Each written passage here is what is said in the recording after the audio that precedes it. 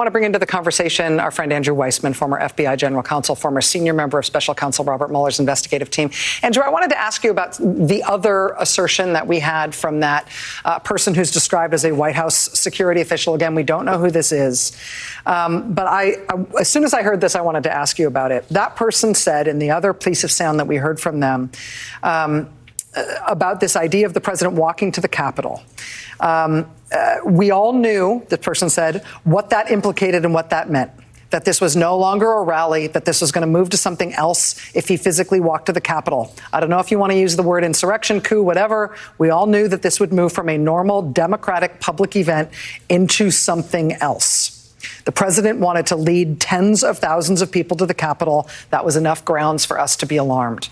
This is a White House official, or a person working at the White House complex that day, saying they believed what the president was trying to do, not just wanted to do, but actually tried to do, was lead an armed physical insurrection himself on the Capitol. They knew it had nothing to do with any sort of demonstration or small d democratic event.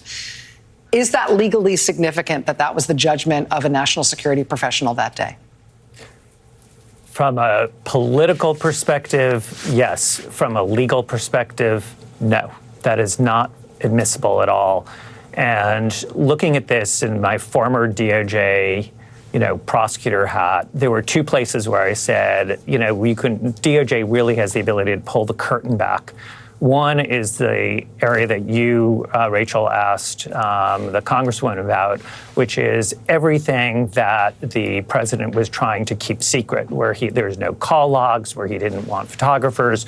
There you want to know everything that you can piece together that happened, because you want to be able to tell a jury, what did he not want you to know? What was he trying to do in secret? So you want to piece all of that together. And DOJ will have the ability to do that by getting call records, subpoenaing people, putting them in the grand jury. The other area, which you also alluded to, is executive privilege. And the clip that you have with Pat Cipollone, it's sort of obvious, but there are many areas where in order to prove a case, you need witnesses to say, this is what I said to the president, and this is what he said back.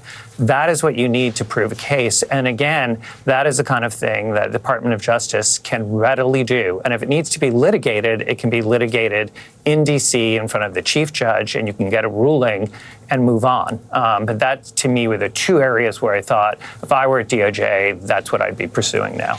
Andrew, in terms of the existing very serious cases that have been brought against members of these paramilitary groups, the Oath Keepers and the Proud Boys, where they're charged with seditious conspiracy, you've talked, including on our air tonight, about what serious charges those are and how difficult, in fact, those are historically to prove against people who have been in similar situations, similar extremist groups that have mounted efforts to overthrow the government by force in the past.